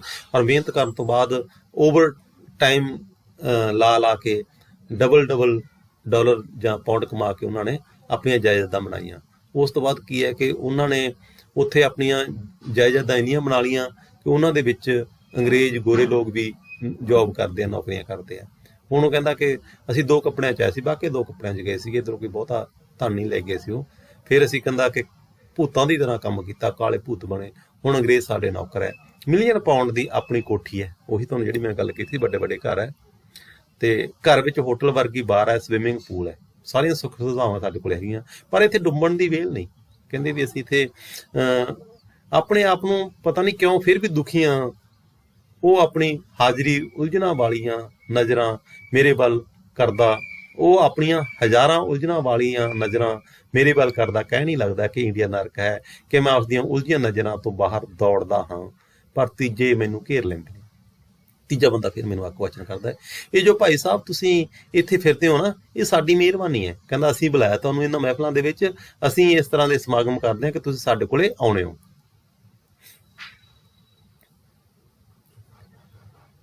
ਇਹ ਜੋ ਤੁਸੀਂ ਇੱਥੇ ਉੱਥੇ ਵੀ ਐਸ਼ ਕਰਦੇ ਹੋ, ਸਾਡੀ ਮਿਹਰਬਾਨੀ ਹੈ। ਇੰਡੀਆ ਤਾਂ ਕੁੱਤਾ ਮੁਲਕ ਹੈ। ਕਹਿੰਦਾ ਉੱਥੇ ਵੀ ਜਿਹੜੇ ਤੁਸੀਂ ਸਾਡੇ ਰਿਸ਼ਤੇਦਾਰ ਦੇ ਰੂਪ ਦੇ ਵਿੱਚ ਜਾਂ ਦੂਜੇ ਲੋਕ ਜਿਹੜੇ, ਮਿਹਰਬਾਨੀ ਹੈ ਸਾਡੀ, ਉਹ ਲੋਕ ਉੱਥੇ ਐਸ਼ ਕਰਦੇ, ਅਸੀਂ ਉਹਨਾਂ ਨੂੰ ਪਾਉਂਡ ਭੇਜਦੇ ਹਾਂ, ਡਾਲਰ ਭੇਜਦੇ ਹਾਂ। ਨਹੀਂ ਤਾਂ ਇੰਡੀਆ ਕੋਈ ਰਹਿਣ ਵਾਲੀ ਜਗ੍ਹਾ ਥੋੜ੍ਹਾ ਹੀ ਹੈ। ਮੈਂ ਥੋੜ੍ਹਾ ਤਿਲ ਮਿਲਾਉਂਦਾ, ਕਹਿੰਦਾ ਮੈਨੂੰ ਦੁੱਖ ਹੁੰਦਾ ਇਹਨਾਂ ਚੀਜ਼ਾਂ ਨੂੰ ਸੁਣ ਕੇ। ਕਵੀ ਕਹਿੰਦਾ, ਤੇ ਭਾਈ ਸਾਹਿਬ ਤੁਸੀਂ ਕਹਿੰਦੇ ਹੋ ਕਿ ਮਾਂ ਨੂੰ ਗਾਲ ਨਾ ਕੱਢੋ, ਇਹੋ ਜਿਹੀ ਮਾਂ ਦੀ ਮਤਰੇਈ ਚੰਗੀ ਹੈ। ਕਹਿੰਦਾ ਕਿ ਵੀ ਤੁਸੀਂ ਕਹਿੰਦੇ ਦੇਸ਼ ਇੱਕ ਮਾਂ ਦੇ ਰੂਪ ਦੇ ਵਿੱਚ ਹੁੰਦਾ, ਉਹਨੂੰ ਗਾਲ ਨਾ ਕੱਢੀਏ ਅਸੀਂ। ਇਦੋਂ ਤਾਂ ਕਹਿੰਦਾ ਮਤਰੇਈ ਮਾਂ ਚੰਗੀ ਹੈ, ਜਿਹਨੇ ਸਾਨੂੰ ਜ਼ਿੰਦਗੀ ਦਿੱਤੀ ਹੈ ਨਵੀਂ। ਅਸੀਂ ਇੱਥੇ ਆਏ ਹਾਂ, ਸਾਨੂੰ ਰੁਜ਼ਗਾਰ ਦਿੱਤਾ, ਸਾਨੂੰ ਉਸ ਮੁਲਕ ਨੇ ਤਾਂ ਬੇਰੁਜ਼ਗਾਰੀ ਦਿੱਤਾ ਸੀ, ਸਾਨੂੰ ਤਾਂ ਉਹਨਾਂ ਨੇ ਗਰੀਬੀ ਦਿੱਤੀ ਸੀ ਉਸ ਮੁਲਕ ਨੇ, ਸਾਨੂੰ ਤਾਂ ਰਹਿਣ ਦੇ ਲਈ ਵਧੀਆ ਥਾਂ ਨਹੀਂ ਦਿੱਤਾ ਸੀ ਉਸ ਮੁਲਕ ਨੇ। ਇੱਥੇ ਆ ਕੇ ਅਸੀਂ ਆਪਣੀ ਮਿਹਨਤ ਕੀਤੀ ਹੈ, ਇਹ ਬੇਸ਼ੱਕ ਮਤਰੇਈ ਮਾਂ ਹੀ ਹੈ ਪਰ ਚੰਗੀ ਹੈ, ਜਿਹਨੇ ਨਵੀਂ ਜ਼ਿੰਦਗੀ ਦਿੱਤੀ ਹੈ। ਕਹਿੰਦਾ ਸਾਨੂੰ ਐਸ਼ ਕਰਦੇ ਹਾਂ। ਤੇ ਇਹ ਜੋ ਤੁਸੀਂ ਕਹਿੰਦੇ ਹੋ ਨਾ ਕਿ ਸਾਡੀ ਔਲਾਦ ਇਹ ਹੱਥੋਂ ਨਿਕਲ ਗਈ ਹੈ, ਇਹ ਪੈਸੇ ਅਸੀਂ ਕਿਹਦੇ ਲਈ ਜੋੜਦੇ ਹਾਂ, ਕਿ ਪੰਜਾਬ ਅਸੀਂ ਕਿਸ ਲਈ ਬੋਲਦੇ ਹਾਂ, ਕਿ ਇੰਡੀਆ ਵੱਲ ਨੂੰ ਅਸੀਂ ਕਿਉਂ ਦੌੜਦੇ ਹਾਂ। ਇਹ ਦੂਰੀ ਅਰਬ ਦੇਖੋ, ਪੜ੍ਹੋ। ਤੇ ਇਹ ਜੋ ਤੁਸੀਂ ਕਹਿੰਦੇ ਹੋ ਨਾ ਕਿ ਸਾਡੀ ਔਲਾਦ ਹੱਥੋਂ ਨਿਕਲ ਗਈ, ਬਹੁਤ ਇੰਪੋਰਟੈਂਟ ਪੈਰਾ ਹੈ। ਇਹ ਜੋ ਪੈਸੇ ਅਸੀਂ ਕਿਹਦੇ ਲਈ ਜੋੜਦੇ ਹਾਂ, ਕਿ ਪੰਜਾਬੀ ਅਸੀਂ ਕਿਸ ਲਈ ਬੋਲਦੇ ਹਾਂ, ਕਿ ਇੰਡੀਆ ਵੱਲ ਨੂੰ ਅਸੀਂ ਕਿਉਂ ਦੌੜਦੇ ਹਾਂ। ਇਹ ਅਸਲ ਦੇ ਵਿੱਚ ਉਹਨਾਂ ਦੇ ਮਨ ਦੀਆਂ ਜਿਹੜੀਆਂ, ਪੈਸਾ ਬਹੁਤ ਕਮਾ ਲੈਂਦੇ ਆ, ਪਰ ਜਦੋਂ ਅਗਲੀ ਪੀੜ੍ਹੀ ਹੈਗੀ ਹੈ ਉਹ ਪੱਛਮੀ ਸੱਭਿਆਚਾਰ ਦੇ ਵਿੱਚ ਗੁੰਮ ਹੋ ਜਾਂਦੀ ਹੈ। ਸੱਭਿਆਚਾਰ ਦਾ ਉਹ ਜਿਹੜਾ ਹੈਗਾ ਰੂਪ ਪੰਜਾਬ ਵਾਲਾ ਉਹ ਖਤਮ ਹੋ ਜਾਂਦਾ, ਤੇ ਪੱਛਮ ਵਾਲਾ ਜਿਹੜਾ ਰੂਪ ਉਹਨਾਂ ਤੇ ਚੜ੍ਹ ਜਾਂਦਾ ਅਗਲੀ ਪੀੜ੍ਹੀ ਦੇ ਉੱਪਰ। ਇਸ ਕਰਕੇ ਇਹ ਲੋਕ ਆਪਣੀ ਔਲਾਦ ਦੇ ਹੱਥੋਂ ਹੀ ਦੁਖੀ ਹੈ, ਕਿਉਂਕਿ ਉਹ ਇਹਨਾਂ ਦੇ ਮੁਤਾਬਕ ਨਹੀਂ ਚੱਲਦੇ। ਇਸ ਕਰਕੇ ਇਹਨਾਂ ਦੇ ਮਨ ਦੇ ਵਿੱਚ ਇਹ ਚੀਜ਼ ਦਾ ਫਿਕਰ ਰਹਿੰਦਾ ਹਮੇਸ਼ਾ ਹੀ ਕਿ ਸਾਡੀ ਔਲਾਦ ਸਾਡੇ ਤੋਂ ਹੱਥ ਦੇ ਵਿੱਚੋਂ ਨਿਕਲ ਚੁੱਕੀ ਹੈ, ਸਾਨੂੰ ਸਾਡਾ ਕਹਿਣਾ ਨਹੀਂ ਮੰਨਦੇ, ਜਿਵੇਂ ਅਸੀਂ ਚਾਹੁੰਦੇ ਹਾਂ ਉਸ ਤਰ੍ਹਾਂ ਦੀ ਜ਼ਿੰਦਗੀ ਉਹ ਨਹੀਂ ਗੁਜ਼ਾਰਦੇ। ਤੇ ਤੁਸੀਂ ਇਹ ਵੀ ਕੁਐਸਚਨ ਕਰਦੇ ਹੋ, ਕਹਿੰਦਾ ਵੀ ਅਸੀਂ ਕਿਸ ਲਈ ਪੈਸੇ ਜੋੜਦੇ ਹਾਂ, ਕਿ ਔਲਾਦ ਆ ਉਹਨੇ ਤਾਂ ਆਪਣਾ ਨਵਾਂ ਬਿਜ਼ਨਸ ਕਰਨਾ, ਨਵਾਂ ਕੰਮ ਕਰਨਾ। ਉਹ ਲੋਕ ਤਾਂ ਉੱਥੋਂ ਦੀ ਜ਼ਿੰਦਗੀ ਦਾ ਪੱਛਮੀਕਰਨ ਹੋ ਗਿਆ ਉਹਨਾਂ ਦਾ, ਪੱਛਮ ਦੇ ਅਨੁਸਾਰ ਹੀ ਉਹਨਾਂ ਨੇ ਜ਼ਿੰਦਗੀ ਜਿਉਣੀ ਹੈ। ਤੇ ਫਿਰ ਅਸੀਂ ਕਿਹਦੇ ਲਈ ਇਹ ਪੈਸੇ ਜੋੜਦੇ ਹਾਂ, ਕਿ ਪੰਜਾਬੀ ਅਸੀਂ ਕਿਸ ਲਈ ਬੋਲਦੇ ਹਾਂ, ਜਿਹੜੀ ਪੰਜਾਬੀ ਭਾਸ਼ਾ ਉਹ ਅਸੀਂ ਕਿਸ ਦੇ ਲਈ ਬੋਲਦੇ ਹਾਂ, ਕਿ ਇੰਡੀਆ ਵੱਲ ਨੂੰ ਅਸੀਂ ਕਿਉਂ ਦੌੜਦੇ ਹਾਂ, ਵਾਪਸ ਅਸੀਂ ਇੰਡੀਆ ਦੇ ਵੱਲ ਜਾਂਦੇ ਹਾਂ, ਆਪਣੇ ਬੱਚਿਆਂ ਨੂੰ ਲੈ ਕੇ ਕਿਉਂ ਜਾਂਦੇ ਹਾਂ। ਤੇ ਉਸਦੇ ਗਲੇ 'ਚ ਕੋਈ ਭੁੱਬ ਫਸਦੀ ਹੈ, ਆਵਾਜ਼ ਡੋਲਦੀ ਹੈ। ਮੈਂ ਤੁਹਾਨੂੰ ਦੱਸਾਂ ਭਾਈ ਸਾਹਿਬ ਕਿ ਇੰਡੀਆ ਨਰਕ ਹੈ। ਅਗਲਾ ਬੋਲਦਾ ਹੈ, ਲੈ ਭਾਈ ਸਾਹਿਬ ਮੈਂ ਇੰਡੀਆ ਲਈ ਕੋਈ ਚੈਰਿਟੀ ਸਰਵਿਸ ਕਰਨੀ ਚਾਹੁੰਦਾ, ਮੈਂ ਕਹਿੰਦਾ ਕੋਈ ਉੱਥੇ ਸੇਵਾ ਕਰਨਾ ਚਾਹੁੰਦਾ, ਚੈਰਿਟੀ ਬਣਾ ਕੇ ਆਪਣੇ ਪਿੰਡ 'ਚ ਗਰੀਬ ਗੁਰਬੇ ਵਿਧਵਾਵਾਂ ਦੀ ਮਦਦ ਕਰਨੀ, ਅੰਨਿਆਂ ਦੇ ਕੈਂਪ ਲਾਉਣੇ। 25,000 ਪਾਉਂਡ ਭੇਜ ਚੁੱਕਾ ਹੁਣ ਤੱਕ। ਕਹਿੰਦਾ ਵੀ ਹੁਣ ਤੱਕ ਮੈਂ 25,000 ਪਾਉਂਡ ਤੱਕ ਭੇਜ ਚੁੱਕਾ, ਤੇ 1 ਪਾਉਂਡ ਲਗਭਗ 100 ਰੁਪਏ ਜਾਂ 90 ਰੁਪਏ, ਇੱਥੋਂ ਤੱਕ ਕਈ ਵਾਰ 105-107 ਤੱਕ ਵੀ ਚਲਿਆ ਗਿਆ। ਇਹ 1 ਪਾਉਂਡ ਦਾ ਮੁੱਲ ਹੈ। ਤੇ ਸੋ ਵਿਦਿਆਰਥੀਓ, ਇਹਨਾਂ ਨੂੰ ਜੋ ਤੁਸੀਂ ਗੁਣਾ ਘਟਾਓ ਕਰਦੇ ਹੋ, ਕਾਫੀ ਵੱਡੀ ਰਕਮ ਬਣ ਜਾਂਦੀ ਹੈ। ਤੇ ਤੁਸੀਂ ਕਹਿੰਦੇ ਹੋ ਕਿ ਅਸੀਂ ਮੁਲਕ ਲਈ ਕੁਝ ਨਹੀਂ ਕਰਦੇ। ਕਹਿੰਦਾ ਮੈਂ ਉੱਥੇ ਆਪਣੇ ਪਿੰਡ ਦੇ ਵਿੱਚ ਗਰੀਬ ਗੁਰਬਿਆਂ ਦੇ ਲਈ ਪੈਸੇ ਭੇਜਦਾ, ਵਿਧਵਾਵਾਂ ਦੀ ਮਦਦ ਕਰਦਾ, ਲੋਕਾਂ ਲਈ ਅੱਖਾਂ ਦਾ ਕੈਂਪ ਲਾਉਣਾ, ਤੇ ਤੁਸੀਂ ਕਹਿੰਦੇ ਹੋ ਕਿ ਅਸੀਂ ਇੰਡੀਆ ਦੀ ਕੁਝ ਨਹੀਂ ਕਰਦੇ। ਤੇ ਫਿਰ ਉੱਪਰੋਂ ਤੁਸੀਂ ਮੰਨਦੇ ਨਹੀਂ ਕਿ ਇੰਡੀਆ ਨਰਕ ਹੈ। ਭਾਈ ਸਾਹਿਬ ਤੁਹਾਡੇ ਵਾਂਗੂ ਸਾਡਾ ਵੀ ਇੱਕ ਭਾਣਜਾ ਹੈ। ਹੁਣ ਅਸਲੀ ਗੱਲ ਸ਼ੁਰੂ ਹੋ ਗਈ ਹੈ। ਕਹਿੰਦਾ ਜਿਵੇਂ ਤੁਸੀਂ ਹੋ, ਸਾਡਾ ਵੀ ਇੱਕ ਭਾਣਜਾ, ਉਹ ਇੰਡੀਆ 'ਚ ਐਸ਼ ਕਰਦਾ ਹੈ, ਨਿੱਤ ਨਵੀਆਂ ਲਾਉਂਦਾ ਬੁਝਾਉਂਦਾ ਹੈ, ਤੁਹਾਡੇ ਵਰਗੇ ਕੜੇ ਕਲਾਕਾਰਾਂ ਨੂੰ ਇਨਾਮ ਸ਼ਨਾਮ ਦਿਵਾਉਂਦਾ ਹੈ, ਪਰ ਉਹ ਵੀ ਮੰਨਦਾ ਕਿ ਇੰਡੀਆ ਨਰਕ ਹੈ। ਨਾਲੇ ਇੱਧਰਲੇ ਲੋਕ ਜਿਹੜੇ ਪਿੱਛੇ ਰਹੀ ਜਾਂਦੇ ਆ ਉਹ ਇੰਡੀਆ ਨੂੰ ਨਰਕ ਨਰਕ ਕਹੀ ਜਾਂਦੇ, ਨਾਲ ਉਧਰੋਂ ਪੈਸੇ ਮੰਗਾ ਕੇ ਖਾਈ ਪੀ ਜਾਂਦੇ ਆ ਤੇ ਆਪਣੀ ਐਸ਼ ਭਰੀ ਜ਼ਿੰਦਗੀ ਗੁਜ਼ਾਰਦੇ ਆ। ਪਰ ਤੁਸੀਂ ਭਾਈ ਸਾਹਿਬ ਕਿਉਂ ਨਹੀਂ ਮੰਨਦੇ ਕਿ ਮੇਰੇ ਅੰਦਰ ਗੀਤ ਦੀ ਇੱਕ ਧੁਨ ਬਣਨ ਲੱਗਦੀ ਹੈ? ਮੈਨੂੰ ਉਹ ਕੁਐਸਚਨ ਕਰਦੇ ਕਿ ਤੁਸੀਂ ਇਹ ਚੀਜ਼ ਨੂੰ ਕਿਉਂ ਨਹੀਂ ਮੰਨਦੇ ਕਿ ਇੰਡੀਆ ਨਰਕ ਹੈ, ਕਿ ਇੰਡੀਆ ਨਰਕ ਹੈ। ਕਹਿੰਦਾ ਫਿਰ ਮੇਰੇ ਮਨ ਦੇ ਵਿੱਚ ਵੀ ਇੱਕ ਧੁਨ ਜੀ ਬਣਨ ਲੱਗ ਜਾਂਦੀ ਹੈ, ਇੱਕ ਗੀਤ ਦੀ ਬੋਲ ਉਛਲਦੇ ਆ ਕਿ ਇੰਡੀਆ ਨਰਕ ਹੈ, ਇੰਡੀਆ ਨਰਕ ਹੈ, ਬੱਲੇ ਬੱਲੇ ਸ਼ਾਬਾ ਸ਼ਾਬਾ ਕਿ ਇੰਡੀਆ ਨਰਕ ਹੈ। ਉਹ ਇਸ ਬਣ ਰਹੀ ਧੁਨ ਦੇ ਨਾਂ ਇੱਕ ਇੱਕ ਗਾੜਾ ਪੈਗ ਹੋਰ ਪਾਉਂਦੇ ਨੇ, ਭੰਗੜਾ ਬੀਟ ਦੀ ਸੀਡੀ ਚਲਾਉਂਦੇ ਨੇ, ਮੈਨੂੰ ਆਪਣੇ ਨਾਲ ਨਚਾਉਂਦੇ ਨੇ। ਭਾਈ ਸਾਹਿਬ ਅਸੀਂ ਤਾਂ ਐਸ਼ ਕਰਦੇ ਹਾਂ, ਛੋਟੀ ਜਿਹੀ ਜ਼ਿੰਦਗੀ ਹੈ, ਖਾਓ ਪੀਓ, ਹੋਰ ਇੱਥੋਂ ਲੈ ਕੇ ਜਾਣਾ ਹੈ, ਖਾਓ ਪੀਓ ਐਸ਼ ਕਰੋ ਮਿੱਤਰੋ ਕਮਰਾ ਗੂੰਜਦਾ। ਕਹਿੰਦਾ ਵੀ ਇਹ ਜ਼ਿੰਦਗੀ ਹੈ ਜਿਹੜੀ ਬੜੀ ਛੋਟੀ ਹੈ, ਔਰ ਇਸ ਜ਼ਿੰਦਗੀ ਨੂੰ ਤੁਸੀਂ ਇੱਥੇ ਹੰਡਾਉਣ ਆਏ ਹੋ, ਜਿਉਣ ਆਏ ਹੋ, ਤੇ ਉਸੇ ਦੇ ਅਨੁਸਾਰ ਹੀ ਅਸੀਂ ਜ਼ਿੰਦਗੀ ਹੰਡਾ ਰਹੇ ਹਾਂ, ਖਾ ਪੀ ਰਹੇ ਹਾਂ, ਐਸ਼ ਕਰ ਰਹੇ ਹਾਂ।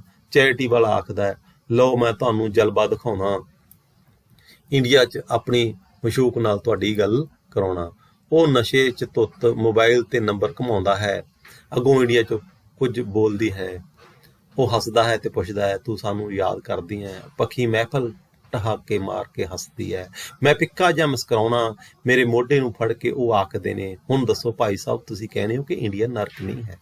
ਦੇਖੋ ਵਿਦਿਆਰਥੀਓ, ਜਦੋਂ ਬੰਦੇ ਕੋਲ 4 ਪੈਸੇ ਹੁੰਦੇ ਐਸ਼ ਪ੍ਰਸਤੀ ਦੀ ਜ਼ਿੰਦਗੀ ਵੀ ਜਿਉਂਦਾ ਤੇ ਉਹਨਾਂ ਦਾ ਅਸਲੀ ਚਿਹਰਾ ਲੇਖਕ ਇੱਥੇ ਲੈ ਕੇ ਆਉਂਦਾ, ਕਵੀ ਇੱਥੇ ਲੈ ਕੇ ਆਉਂਦਾ ਕਿ ਅਸਲ ਦੇ ਵਿੱਚ ਜਿਹੜੀ ਚੈਰਿਟੀ ਵਗੈਰਾ ਕਰਦੇ ਆ ਕਿਸ ਰੂਪ ਦੇ ਵਿੱਚ ਕਰਦੇ, ਜਿਹੜੀਆਂ ਵਿਧਵਾਵਾਂ ਹੁੰਦੀਆਂ ਜਾਂ ਜਿਹੜੇ ਲੋਕ ਹੁੰਦੇ ਆ ਉਹਨਾਂ ਦਾ ਨਜਾਇਜ਼ ਫਾਇਦਾ ਉਠਾਉਣ ਦੀ ਕੋਸ਼ਿਸ਼ ਕਰਦੇ ਆ ਪੈਸੇ ਦੇ ਜ਼ੋਰ ਦੇ ਉੱਪਰ। ਉਹ ਇਸ ਫੋਨ ਕਾਲ ਤੋਂ ਪਤਾ ਲੱਗਦਾ ਸਾਨੂੰ। ਪੱਖੀ ਮਹਿਫਲ ਠਾਕੇ ਮਾਰ ਕੇ ਹੱਸਦੀ ਹੈ, ਮੈਂ ਫਿੱਕਾ ਜਿਹਾ ਮੁਸਕਰਾਉਣਾ, ਮੇਰੇ ਮੋਢੇ ਨੂੰ ਫੜ ਕੇ ਉਹ ਆਖਦੇ ਨੇ ਹੁਣ ਦੱਸੋ ਭਾਈ ਸਾਹਿਬ ਤੁਸੀਂ ਕਹਿੰਦੇ ਸੋ ਕਿ ਇੰਡੀਆ ਨਰਕ ਨਹੀਂ। ਹਾਸਾ ਅਨੇਕਾਂ ਮੁਲਕਾਂ ਤੇ ਬੀਚਾਂ ਤੋਂ ਦੀ ਉੜਦਾ ਮੇਰੇ ਚਿਹਰੇ ਤੇ ਆਣ ਡਿੱਗਦਾ ਹੈ, ਚੈਰਿਟੀ ਵਾਲਾ ਲੜੀ ਜੋੜਦਾ ਹੈ, ਭਾਈ ਸਾਹਿਬ ਇਸ ਨੂੰ ਮਿਲਿਓ ਜਾ ਕੇ ਸਭ ਕੁਝ ਭੁੱਲ ਜਾਓਗੇ, ਇਹ ਵਿਚਾਰੀ ਵਿਧਵਾ ਹੈ। ਮੈਂ ਇੰਡੀਆ ਦੇ ਗਰੀਬ ਗੁਰਬੇ ਵਿਧਵਾਵਾਂ ਲਈ ਕੰਮ ਕਰਦਾ, ਚੈਰਿਟੀ ਹੈ। ਵੱਡੇ ਭਾਈ ਸਾਡੇ ਨੇ ਇਸ ਵਾਰੀ ਸਰਪੰਚੀ ਲੜਨੀ ਹੈ, ਅਗਲੀ ਵਾਰੀ ਪਾਰਟੀ ਦੀ ਟਿਕਟ ਭਰਨੀ ਹੈ, ਅਸੀਂ ਤਾਂ ਇੰਡੀਆ ਲਈ ਜਾਨ ਦੇਣੀ ਹੈ। ਹੁਣ ਦੇਖੋ ਅਸਲ ਦੇ ਵਿੱਚ ਉਹ ਕਹਿੰਦੇ ਕਿ ਅਸੀਂ ਇੰਡੀਆ ਦੀ ਸੇਵਾ ਕਰਦੇ ਹਾਂ, ਪਰ ਇਸ ਸੇਵਾ ਦੇ ਅਧੀਨ ਹੀ ਉਹ ਕਿਸ ਤਰ੍ਹਾਂ ਦੇ ਕਾਲੇ ਕਾਰਨਾਮੇ ਵੀ ਕਰਦੇ ਆ। ਇਹ ਵੀ ਇੱਕ ਬਹੁਤ ਵੱਡੀ ਗੱਲ ਦੱਸੀ ਗਈ ਹੈ ਇਸ ਕਵਿਤਾ ਦੇ ਵਿੱਚ, ਕਿਸ ਤਰ੍ਹਾਂ ਦੇ ਨਾਲ ਵਿਅੰਗ ਰੂਪ ਦੇ ਵਿੱਚ ਕਵੀ ਸਾਡੇ ਸਾਹਮਣੇ ਇਹ ਚੀਜ਼ਾਂ ਲੈ ਕੇ ਆਉਂਦਾ ਕਿ ਚੈਰਿਟੀ ਦੇ ਨਾਂ ਅਧੀਨ ਕਿਸ ਤਰ੍ਹਾਂ ਦੇ ਸੰਬੰਧ ਉਸਾਰਦੇ ਆ ਉਹ ਲੋਕ, ਕਿਸ ਤਰ੍ਹਾਂ ਦੀ ਪੋਲਿਟਿਕਸ ਦੇ ਵਿੱਚ ਘੁਸਪੈਠ ਕਰਦੇ ਆ। ਸਰਪੰਚੀ ਭਰਾ ਨੂੰ ਲੜਵਾਉਣੀ ਹੈ, ਉਸ ਤੋਂ ਬਾਅਦ ਫਿਰ ਕੋਸ਼ਿਸ਼ ਕਰਾਂਗੇ ਕਿ ਅਸੀਂ MLA ਦੀ ਟਿਕਟ ਲੈ ਕੇ ਪਾਰਟੀ ਜੁਆਇਨ ਕਰਨੀ ਹੈ ਕੋਈ, ਤੇ MLA ਦੀ ਟਿਕਟ ਲੈ ਕੇ ਉਹਨੂੰ MLA ਵੀ ਬਣਾਉਣ ਦੀ ਕੋਸ਼ਿਸ਼ ਕਰਨੀ ਹੈ। ਇਸ ਵਾਰੀ ਸਰਪੰਚੀ ਲੜਨੀ ਹੈ, ਅਗਲੀ ਵਾਰੀ ਪਾਰਟੀ ਦੀ ਟਿਕਟ ਭਰਨੀ ਹੈ, ਅਸੀਂ ਤਾਂ ਇੰਡੀਆ ਲਈ ਜਾਨ ਦੇਣੀ ਹੈ, ਤੁਸੀਂ ਸਾਡੀ ਮਦਦ ਕਰਨੀ ਹੈ, ਸਾਡੀ ਚੈਰਿਟੀ ਤੇ ਫਿਲਮ ਬਣਾਉਣੀ ਹੈ, ਪ੍ਰਮੋਟ ਕਰਨਾ। ਕਹਿੰਦਾ ਤੁਸੀਂ ਜਿਹੜੀ ਅਸੀਂ ਚੈਰਿਟੀ ਲੈ ਰਹੇ ਹਾਂ, ਚੈਰਿਟੀ ਕਰ ਰਹੇ ਹੈਗੇ ਹਾਂ, ਲੋਕਾਂ ਦੀ ਸੇਵਾ ਕਰ ਰਹੇ ਹਾਂ, ਉਹਦੇ ਤੇ ਇੱਕ ਫਿਲਮ ਬਣਾਉਂਗੇ ਤਾਂ ਕਿ ਇੰਡੀਆ ਦੇ ਵਿੱਚ ਪੰਜਾਬ ਦੇ ਵਿੱਚ ਅਸੀਂ ਜਾ ਕੇ ਮਸ਼ਹੂਰ ਹੋ ਜਾਈਏ ਤੇ ਸਾਡੇ ਕੰਮਾਂ ਨੂੰ ਦੇਖ ਕੇ ਲੋਕ ਸਾਨੂੰ ਵੋਟਾਂ ਪਾ ਦੇਣ। ਅਚਾਨਕ ਕੋਈ ਭੰਗੜੇ ਦੀ ਬੀਟ ਚੱਕਦਾ ਹੈ, ਸਾਰੇ ਮੈਨੂੰ ਜੱਫੀ ਲੈ ਕੇ ਨੱਚਦੇ ਨੇ, ਕਾਲੀ ਰਾਤ ਧਮਕਦੀ ਹੈ, ਕੋਈ ਅਚਾਨਕ ਰੋ ਪਿਆ, ਨੱਚਦੇ ਰਹੇ ਨੇ, ਰੋ ਰਹੇ ਨੇ ਜਾਂ ਸ਼ਾਇਦ ਹੱਸ ਰਹੇ ਨੇ, ਮੇਰੇ ਅੰਦਰ ਬਣ ਰਹੇ ਗੀਤ ਦੀ ਧੁਨ ਉਲਝਦੀ ਹੈ। ਕਹਿੰਦਾ ਫਿਰ ਇਸ ਮਹਿਫਲ ਦੇ ਵਿੱਚ ਉਹ ਰੋਣ ਲੱਗ ਜਾਂਦੇ ਆ। ਅਸਲੀਅਤ ਸਾਹਮਣੇ ਆਉਂਦੀ ਹੈ ਕਿ ਉਹ ਭਾਰਤ ਨੂੰ ਕਿਸ ਤਰ੍ਹਾਂ ਯਾਦ ਕਰਦੇ ਆ। ਸੋ ਵਿਦਿਆਰਥੀਓ, ਇਸ ਕਵਿਤਾ ਦੇ ਵਿੱਚ ਦੂਰਾ ਕਿਰਦਾਰ ਦਿਖਾਇਆ ਗਿਆ ਉਹਨਾਂ ਲੋਕਾਂ ਦਾ ਜਿਹੜੇ ਪੈਸੇ ਦੇ ਜ਼ੋਰ ਦੇ ਨਾਲ ਆਪਣੇ ਆਪ ਨੂੰ ਬਹੁਤ ਅਮੀਰ ਸਮਝਦੇ ਆ ਜਾਂ ਅਮੀਰ ਸ਼ੋਅ ਕਰਦੇ ਆ, ਔਰ ਆਪਣੀਆਂ ਗੱਲਾਂ ਬਾਤਾਂ ਦੇ ਵਿੱਚ ਕਹਿੰਦੇ ਆ ਕਿ ਅਸੀਂ ਤਾਂ ਇੱਥੇ ਕਮਾਈਆਂ ਕਰ ਕਰਕੇ ਬਹੁਤ ਸੁੰਦਰ ਮਾਹੌਲ ਉਸਾਰ ਲਿਆ, ਪਰ ਭਾਰਤ ਨਰਕ ਹੈ, ਇੰਡੀਆ ਨਰਕ ਹੈ, ਉਹਨਾਂ ਨੂੰ ਸੁਧਾਰਿਆ ਨਹੀਂ ਜਾ ਸਕਦਾ। ਪਰ ਜਦ ਕਿ ਉਹ ਉਸੇ ਪੈਸੇ ਦੇ ਜ਼ੋਰ ਦੇ ਨਾਲ ਇੱਧਰ ਆ ਕੇ ਨਜਾਇਜ਼ ਸੰਬੰਧ ਬਣਾਉਂਦੇ ਆ, ਲੋਕਾਂ ਦੇ ਗਰੀਬੀ ਦਾ ਫਾਇਦਾ ਉਠਾਉਂਦੇ ਆ, ਔਰ ਉਸ ਤੋਂ ਬਾਅਦ ਪੋਲਿਟਿਕਸ ਦੇ ਵਿੱਚ ਵੀ ਪੈਸੇ ਦੇ ਜ਼ੋਰ ਨਾਲ ਆਪਣੇ ਆਪ ਨੂੰ ਸਥਾਪਿਤ ਕਰਨਾ ਚਾਹੁੰਦੇ ਆ। ਇਸ ਕਵਿਤਾ ਦਾ ਮੂਲ ਭਾਵ ਇਹੀ ਹੈ। ਹੁਣ ਆਪਾਂ ਅੱਗੇ ਦੇਖਦੇ ਹਾਂ ਕਿ ਇਸ ਕਵਿਤਾ ਦੇ ਜਿਹੜੇ ਕੁਐਸਚਨ ਆ ਉਹ ਕਿਹੜੇ ਕਿਹੜੇ ਆ। NRI ਲਈ ਇੰਡੀਆ ਨਰਕ ਕਿਉਂ ਹੈ?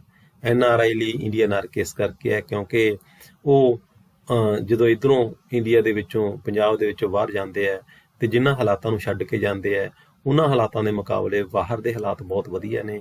ਉੱਥੇ ਸਾਫ਼ ਸਫਾਈ ਹੈ, ਉੱਥੇ ਆਬਾਦੀ ਘੱਟ ਹੈ, ਉੱਥੇ ਉਹ ਸਮੱਸਿਆਵਾਂ ਨਹੀਂ ਹਨ ਜਿਹੜੀਆਂ ਭਾਰਤ ਦੇ ਵਿੱਚ ਪੰਜਾਬ ਦੇ ਵਿੱਚ ਹੈਗੀਆਂ। ਜੇ ਇੱਥੇ ਤੁਸੀਂ ਕੰਮ ਕੋਈ ਵੀ ਕਰਵਾਉਣਾ ਹੈ ਤਾਂ ਉਹਦੇ ਲਈ ਰਿਸ਼ਵਤ ਦੇਣੀ ਪੈਂਦੀ ਹੈ ਜਾਂ ਛੋਟੇ ਛੋਟੇ ਕੰਮਾਂ ਦੇ ਲਈ ਸਿਫਾਰਸ਼ਾਂ ਲਗਾਉਣੀਆਂ ਪੈਂਦੀਆਂ, ਜਦ ਕਿ ਬਾਹਰ ਦਾ ਸਿਸਟਮ ਇੰਨਾ ਵਧੀਆ ਹੈ ਕਿ ਉੱਥੇ ਮੈਰਿਟ ਦੇ ਆਧਾਰ ਦੇ ਉੱਪਰ ਤੁਹਾਡੇ ਕੰਮ ਹੁੰਦੇ ਆ। ਇਸ ਕਰਕੇ ਉਹ ਲੋਕ ਸਾਡੇ ਭਾਰਤ ਨੂੰ, ਸਾਡੇ ਪੰਜਾਬ ਨੂੰ ਜਾਂ ਸਾਡੀ ਧਰਤੀ ਨੂੰ ਨਰਕ ਦੇ ਨਾਲ ਤੁਲਨਾ ਦਿੰਦੇ ਆ।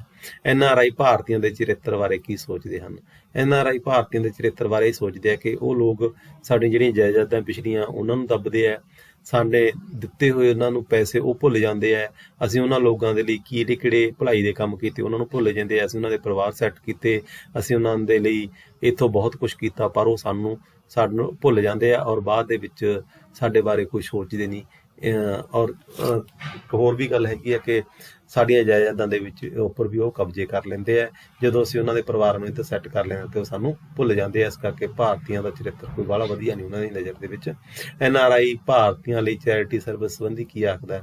ਉਹ ਕਹਿੰਦਾ ਕਿ ਅਸੀਂ ਭਾਰਤ ਦੇ ਵਿੱਚ ਗਰੀਬ ਲੋਕਾਂ ਲਈ ਜਾਂ ਜਿਹੜੇ ਲੋਕ ਅੱਖਾਂ ਦੇ ਕੈਂਪ ਲਾਉਣੇ ਆ, ਗਰੀਬ ਲੋਕਾਂ ਲਈ ਕੈਂਪ ਲਾਉਣੇ, ਵਿਧਵਾਵਾਂ ਲਈ ਅਸੀਂ ਪੈਸੇ ਭੇਜਦੇ ਹਾਂ। ਜਦ ਕਿ ਇਹਨਾਂ ਕੰਮਾਂ ਨੂੰ ਕਰਨ ਤੋਂ ਬਾਅਦ ਉਹਨਾਂ ਦੇ ਮਨ ਦੇ ਵਿੱਚ ਇੱਕ ਹੋਰ ਵੀ ਚੀਜ਼ ਹੈ ਕਿ ਇੱਧਰ ਆ ਕੇ ਅਸੀਂ ਪੋਲੀਟਿਕਸ ਦੇ ਵਿੱਚ ਸਥਾਪਿਤ ਹੋ ਜਾਵਾਂਗੇ। ਇੱਧਰ ਨਜਾਇਜ਼ ਸੰਬੰਧ ਵੀ ਉੱਦਾਂ ਦੇ ਬਣਾਉਂਦੇ ਜਾਂ ਉਹਨਾਂ ਲੋਕਾਂ ਦਾ ਫਾਇਦਾ ਉਠਾਉਂਦੇ ਆ ਉਹ ਲੋਕ। ਕਵੀ ਦੇ ਅੰਦਰ ਕਿਸ ਗੀਤ ਦੀ ਧੁਨ ਬਣਦੀ ਹੈ? ਇੱਕ ਬੀਟ ਗੀਤ ਦੀ ਬਣਦੀ ਹੈ ਕਿ ਇੰਡੀਆ ਨਰਕ ਹੈ, ਸ਼ਾਵਾ ਇੰਡੀਆ ਨਰਕ ਹੈ। ਬਾਅਦ ਦੇ ਵਿੱਚ ਇਹ ਉਲਝਣ ਵੀ ਲੱਗ ਜਾਂਦੀ ਹੈ। ਕਵੀ ਦੇ ਅੰਦਰ ਬਣ ਰਹੇ ਗੀਤ ਦੀ ਧੁਨ ਕਿਉਂ ਉਲਝਦੀ ਹੈ? ਕਿਉਂਕਿ ਜਿਹੜੇ ਉਹੀ ਲੋਕ ਹੈ ਨਾ, ਬਾਅਦ ਦੇ ਵਿੱਚ ਜਾ ਕੇ ਉਹ ਰੋਣ ਲੱਗ ਜਾਂਦੇ ਆ, ਉਹ ਇੰਡੀਆ ਨੂੰ ਯਾਦ ਕਰਦੇ ਆ, ਆਪਣੇ ਸੱਭਿਆਚਾਰ ਨੂੰ ਯਾਦ ਕਰਦੇ ਆ। ਉਹਨਾਂ ਦੇ ਮਨ ਦੇ ਵਿੱਚ ਇੱਕ ਕਸਕ ਵੀ ਹੈਗੀ ਹੈ ਕਿ ਜਿਹੜੇ ਉਹਨਾਂ ਦਾ ਫੈਮਿਲੀ ਹੈਗੀ ਆ ਰੋ ਰਹੀ ਹੈ, ਜਾਂ ਉਹਨਾਂ ਦੇ ਕਹਿਣੇ 'ਚ ਨਹੀਂ ਉਹਨਾਂ ਦੇ ਜਵਾਕ ਔਰ ਉਹਨਾਂ ਦੇ ਕਮਾਏ ਹੋਏ ਡਾਲਰ ਜਾਂ ਪਾਉਂਡ ਆ ਉਹ ਵੀ ਬੇਕਾਰ ਜਾਣਗੇ, ਕਿਉਂਕਿ ਉਹਨਾਂ ਦੀ ਜਿਹੜੀ ਅਗਲੀ ਪੀੜ੍ਹੀ ਹੈਗੀ ਆ ਉਹ ਅੰਗਰੇਜ਼ੀ ਸੱਭਿਆਚਾਰ ਦੇ ਵਿੱਚ ਗੁਲਤਾਨ ਹੋ ਗਈ ਹੈ। ਉਹ ਆਪਣੇ ਮੁਤਾਬਕ ਜ਼ਿੰਦਗੀ ਗੁਜ਼ਾਰਦੇ ਆ, ਜਦ ਕਿ ਪੰਜਾਬੀ ਲੋਕ ਚਾਹੁੰਦੇ ਸੀਗੇ ਕਿ ਉਹ ਜ਼ਿੰਦਗੀ ਨੂੰ ਸਾਡੇ ਹਿਸਾਬ ਨਾਲ ਜਿਉਣ, ਪਰ ਨਹੀਂ, ਕਿਉਂਕਿ ਨਵੀਂ ਪੀੜ੍ਹੀ ਹੈਗੀ ਹੈ ਪੱਛਮ ਦੇ ਆਬੋ ਹਵਾ ਦੇ ਵਿੱਚ ਪਲੀ ਹੋਈ ਹੈ। ਉਹ ਆਬੋ ਹਵਾ ਜਿਸ ਦੇ ਉੱਪਰ ਭਾਰਤੀ ਜਿਹੜਾ ਸੱਭਿਆਚਾਰ ਹੈਗਾ ਉਹਦੇ ਨਾਲੋਂ ਪੱਛਮ ਦਾ ਸੱਭਿਆਚਾਰ ਜ਼ਿਆਦਾ ਭਾਰੂ ਹੈ। ਇਸ ਕਰਕੇ ਜਿਹੜੇ ਸਾਡੇ ਪੰਜਾਬੀ ਲੋਕ ਹੈ ਜਾਂ ਇੰਡੀਅਨ ਲੋਕ ਹੈਗੇ ਆ, ਉਹਨਾਂ ਦੇ ਬਾਰੇ ਇਸ ਚੀਜ਼ ਬਾਰੇ ਵੀ ਸੋਚਦੇ ਹੈਗੇ। ਮਾਨਸਿਕ ਤੌਰ ਤੇ ਬੜੇ ਕਲੇਸ਼ ਹੈ ਉਹਨਾਂ ਦੇ ਮਨ ਦੇ ਵਿੱਚ, ਬੜੇ ਦੁੱਖ ਹੈ। ਇਸੇ ਕਰਕੇ ਉਹ ਕਿਤੇ ਨਾ ਕਿਤੇ ਇਹ ਚੀਜ਼ ਮਨ ਦੇ ਵਿੱਚ ਲੈ ਕੇ ਆਉਂਦੇ ਆ ਔਰ ਉਹ ਮਾਨਸਿਕ ਤੌਰ ਤੇ ਦੁਖੀ ਹੈਗੇ ਆ। ਇਸ ਕਰਕੇ ਜਦੋਂ ਮਾਨਸਿਕ ਤੌਰ ਤੇ ਦੁਖੀ ਹੈ ਤਾਂ ਜਦੋਂ ਅਖੀਰ ਦੇ ਉੱਪਰੋਂ ਰੋਣ ਲੱਗ ਜਾਂਦੇ ਤੇ ਕਵੀ ਕਹਿੰਦਾ ਕਿ ਇੰਡੀਆ ਨਰਕ ਵਾਲੀ ਧੁਨ ਮੇਰੀ ਉਲਝਣ ਲੱਗ ਜਾਂਦੀ ਹੈ। ਸ਼ਾਇਦ ਉਹਨਾਂ ਦੇ ਮਨ ਇੰਡੀਆ ਤੋਂ ਬਗੈਰ ਬੜੇ ਦੁਖੀ ਹੈ, ਬੜੇ ਵਿਰਾਗੇ ਹੋਏ ਹੈ। ਉਹਨਾਂ ਦੀਆਂ ਅਗਲੀਆਂ ਪੀੜ੍ਹੀਆਂ ਉਹਨਾਂ ਦੇ ਹੱਥਾਂ ਦੇ ਵਿੱਚੋਂ ਨਿਕਲ ਰਹੀਆਂ, ਉਹਨਾਂ ਨੂੰ ਇੱਕ ਕਸਕ ਹੈ ਇਸ ਚੀਜ਼ ਦੀ। ਪ੍ਰਸੰਗ ਸਾਹਿਤ ਵਿਆਖਿਆ, ਤੁਸੀਂ ਕਮੀਨੇ ਹੋ, ਸਾਡੀਆਂ ਜਾਇਦਾਦਾਂ ਦੱਬਦੇ ਹੋ, ਰਿਸ਼ਵਤਾਂ ਖਾਂਦੇ ਹੋ, ਗੰਦਗੀ 'ਚ ਰਹਿੰਦੇ, ਨਰਕ ਭੋਗਦੇ ਹੋ। ਇਹ ਤਾਂ ਵਿਦਿਆਰਥੀ ਆਪਾਂ ਕਰ ਲਿਆ ਸੀਗਾ। ਸੋ ਵਿਦਿਆਰਥੀਓ, ਇਹ ਟੋਟਲ ਕੁੱਲ ਮਿਲਾ ਕੇ ਕਵਿਤਾ ਦਾ ਜਿਹੜਾ ਸਾਰ ਕਰੋਗੇ ਤੁਸੀਂ, ਪ੍ਰਸੰਗ ਦਾ ਸਾਹਿਤ ਵਿਆਖਿਆ ਕਰੋਗੇ, ਇਹ ਕੁਐਸਚਨ ਆ ਸਕਦੇ ਤੁਹਾਨੂੰ। ਪ੍ਰਸੰਗ ਦੱਸ ਕੇ ਵਿਆਖਿਆ ਤਾਂ ਆਪਾਂ ਕਰ ਹੀ ਚੁੱਕੇ ਹਾਂ। ਸਾਰ ਤੁਸੀਂ ਇਹਦਾ ਲਿਖੋਗੇ ਔਰ ਇਸ ਦੇ ਨਾਲ ਹੀ ਜਿਹੜੀ ਇਸ ਕਵਿਤਾ ਦਾ ਮੇਨ ਆਈਡੀਆ ਜਿਹੜਾ ਹੈਗਾ ਜਾਂ ਕੇਂਦਰੀ ਭਾਵ ਇਹੀ ਹੈ ਕਿ ਬਾਹਰ ਜਾ ਕੇ ਲੋਕ ਕਮਾਈਆਂ ਕਰਦੇ ਆ, ਆਪਣੀ ਜ਼ਿੰਦਗੀ ਨੂੰ ਸੁਧਾਰਦੇ ਹੈਗੇ ਆ, ਉਹਨਾਂ ਦਾ ਲਿਵਿੰਗ ਸਟੈਂਡਰਡ ਉੱਚਾ ਹੋ ਜਾਂਦਾ ਹੈ ਤੇ ਵਾਪਸ ਜਿਹੜੇ ਇੰਡੀਆ ਦੇ ਵਿੱਚ ਜਿਹੜੀਆਂ ਸਮੱਸਿਆਵਾਂ ਜਿਉਂਦੀਆਂ ਤਿਉਂ ਖੜੀਆਂ, ਜਿਹੜੀਆਂ ਆਜ਼ਾਦੀ ਸਮੇਂ ਵੀ ਸੀਗੀਆਂ ਅੱਜ ਵੀ ਉਹੀ ਹੈ, ਉਹਨਾਂ ਸਮੱਸਿਆਵਾਂ ਨੂੰ ਦੇਖ ਕੇ, ਉਹਨਾਂ ਪ੍ਰੋਬਲਮ ਨੂੰ ਦੇਖ ਕੇ ਉਹ ਇੰਡੀਆ ਨੂੰ ਨਰਕ ਕਹਿੰਦੇ ਆ। ਪਰ ਬਾਅਦ ਦੇ ਵਿੱਚ ਜਦੋਂ ਉਹਨਾਂ ਦੀਆਂ ਪੀੜ੍ਹੀਆਂ ਉਹਨਾਂ ਤੋਂ ਦੂਰ ਚਲੀਆਂ ਜਾਂਦੀਆਂ, ਆਉਣ ਵਾਲੀਆਂ ਪੀੜ੍ਹੀਆਂ, ਸੱਭਿਆਚਾਰ ਦਾ ਇੱਕ ਬਖਰੇਵਾਂ ਹੋ ਜਾਂਦਾ ਹੈ ਤੇ ਉਹ ਆਪਣੇ ਆਪ ਨੂੰ ਪੱਛਮੀ ਮੁਲਕਾਂ ਦੇ ਵਸਿੰਦੇ ਸਮਝਣ ਲੱਗ ਜਾਂਦੇ ਉਹਨਾਂ ਦੀਆਂ ਅਗਲੀਆਂ ਪੀੜ੍ਹੀਆਂ, ਤੇ ਉਹਨਾਂ ਦੇ ਜਿਹੜੇ ਕਮਾਏ ਹੋਏ ਡਾਲਰ ਹੈ ਜਾਂ ਪਾਉਂਡ ਹੈ ਉਹਨਾਂ ਨੂੰ ਬੇਕਾਰ ਲੱਗਣ ਲੱਗ ਜਾਂਦੇ, ਕਿਉਂਕਿ ਉਹਨਾਂ ਦੀਆਂ ਪੀੜ੍ਹੀਆਂ ਉਹਨਾਂ ਤੋਂ ਮੁੱਖ ਮੋੜ ਜਾਂਦੀਆਂ। ਇਸ ਕਰਕੇ ਕਿਤੇ ਨਾ ਕਿਤੇ ਉਹ ਇਸ ਗੱਲੋਂ ਵੀ ਦੁਖੀ ਹੈਗੇ ਹੈ ਤੇ ਇੰਡੀਆ ਨਹੀਂ ਸੁਧਰ ਰਿਹਾ ਇਸ ਗੱਲੋਂ ਵੀ ਦੁਖੀ ਹੈ। ਨਾ ਉਹ ਅਸਲ ਦੇ ਵਿੱਚ ਵਿਚਕਾਰ ਲਟਕ ਰਹੇ ਆ ਫੈਸਲੇ ਦੇ ਕਿ ਉੱਧਰ ਰਹਿਣ ਜਾਂ ਇੰਡੀਆ ਆਉਣ। ਇੰਡੀਆ ਉਹਨਾਂ ਨੂੰ ਨਰਕ ਲੱਗਦਾ, ਇਸ ਕਰਕੇ ਇੱਧਰ ਆ ਨਹੀਂ ਸਕਦੇ। ਉੱਧਰ ਉਹ ਰਹਿੰਦੇ ਹੈਗੇ ਆ ਪਰ ਉਹਨਾਂ ਦੀਆਂ ਅਗਲੀਆਂ ਪੀੜ੍ਹੀਆਂ ਤੋਂ ਦੂਰ ਜਾ ਰਹੀਆਂ। ਇਹ ਵੀ ਇੱਕ ਉਹਨਾਂ ਦੇ ਲਈ ਬਹੁਤ ਵੱਡੀ ਸਮੱਸਿਆ ਹੈ। ਸੋ ਵਿਦਿਆਰਥੀਓ, ਅੱਜ ਦਾ ਲੈਕਚਰ ਆਪਾਂ ਇੱਥੇ ਹੀ ਖਤਮ ਕਰਦੇ ਹਾਂ। ਅਗਲੇ ਲੈਕਚਰਾਂ ਦੇ ਵਿੱਚ ਆਪਾਂ ਅਗਲੀਆਂ ਕਵਿਤਾਵਾਂ ਦੇ ਇਸੇ ਤਰ੍ਹਾਂ ਸਾਰ ਕਰਾਂਗੇ, ਸਰਲ ਅਰਥ ਕਰਾਂਗੇ। ਅੱਜ ਦਾ ਲੈਕਚਰ ਇੱਥੇ ਹੀ ਖਤਮ ਹੁੰਦਾ ਹੈ।